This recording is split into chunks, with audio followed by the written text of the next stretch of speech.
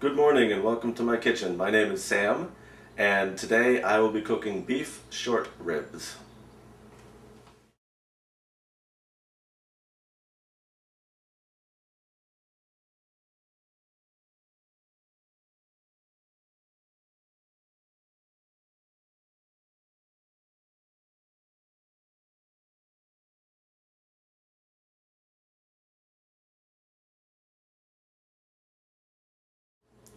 Buying short ribs in the supermarket can be kind of tricky. Um, Short ribs have a lot of fat on them. They tend to have large strips of fat inside. What you want to look for is a nice thick strip of meat here. Sometimes you see pieces that without that look sort of like this with just a thin just a thin strip here, or sometimes even hardly any meat at all, just all fat. You want to try to avoid those because this is a fairly expensive piece of meat and you don't want to just buy something that's all bone and fat. We will, during the cooking process, be getting rid of most of this fat, cooking most of it out and removing it. That is not to say that this will be a low-fat meal, quite the contrary, but it will not be quite that high in fat.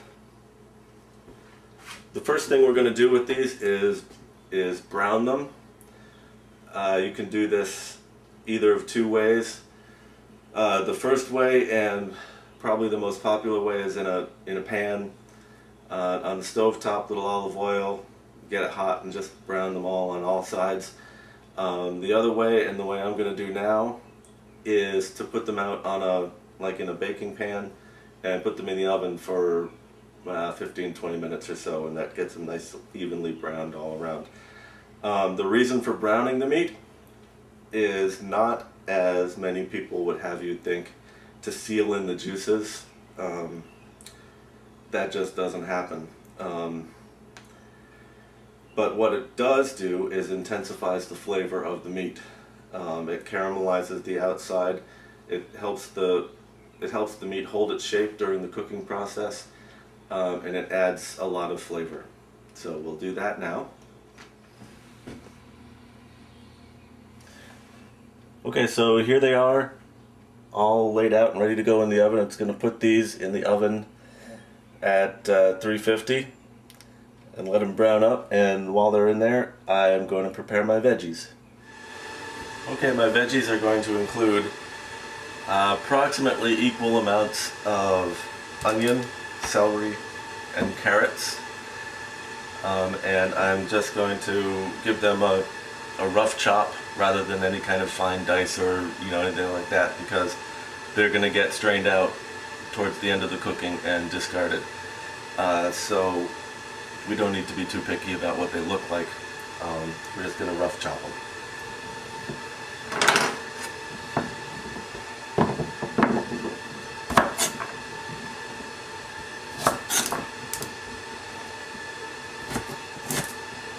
Oh dear, it looks like I lost some footage here. I think I turned it off when I meant to turn it on or something like that. Anyway, all you're missing is me adding everything together. Oh, be quiet, doggy. I put the ribs in a big pot, added the chopped veggies and about a cup and a half of red wine, about a tablespoon of garlic, a can of diced tomatoes, about maybe a teaspoon basil, a teaspoon rosemary, and just a pinch of thyme, and about maybe a couple tablespoons worth of beef base, and then fill it up to cover everything with water. And then, as you see,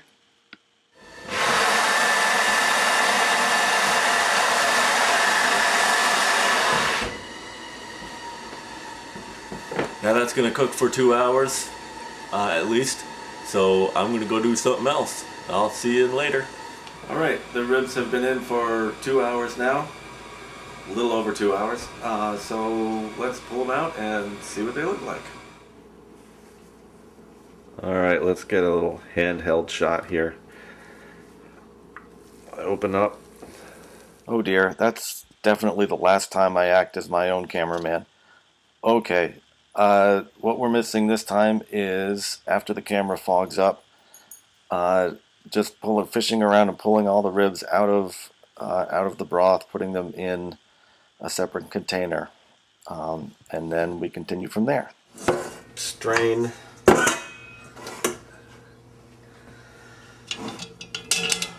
The cooking liquid.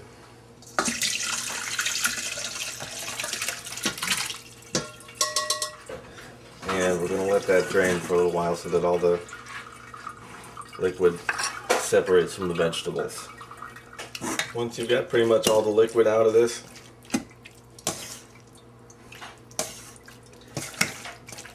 that's pretty good. Alright.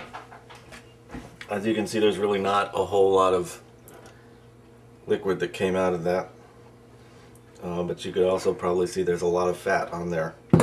So I'm just going to pour that off into a container, a smaller container. This is kind of a lot of dishes. And then I'm just going to refrigerate that for several hours at least to separate the fat and harden the fat on the top, and then we can scrape that off. So here we are. All the fat has risen to the surface of the sauce and has solidified. That's after 24 hours in the refrigerator. It easily breaks right off. You can remove it.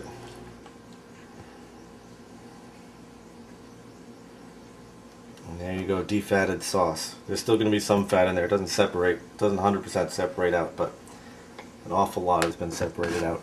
So what we're going to do now is take your ribs, come on, arrange them in a pan, because now they're all cold because they've been in the refrigerator too. Arrange them in a pan and pour the sauce over them. Okay. And now we're just going to put that on the stove and let it heat at low temperature until the ribs are heated through. If you need more liquid, you can add some water and then just make sure you reduce the sauce back down to what it was. So let's do that.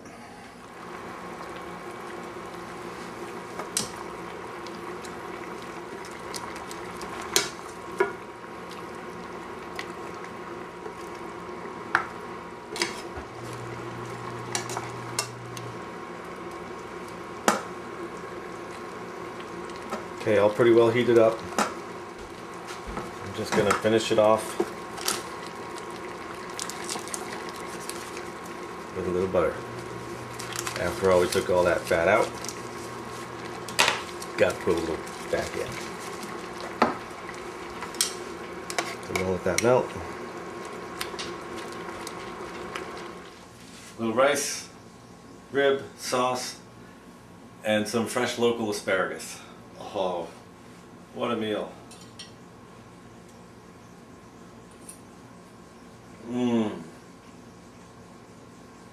Oh, you have got to make this for yourself.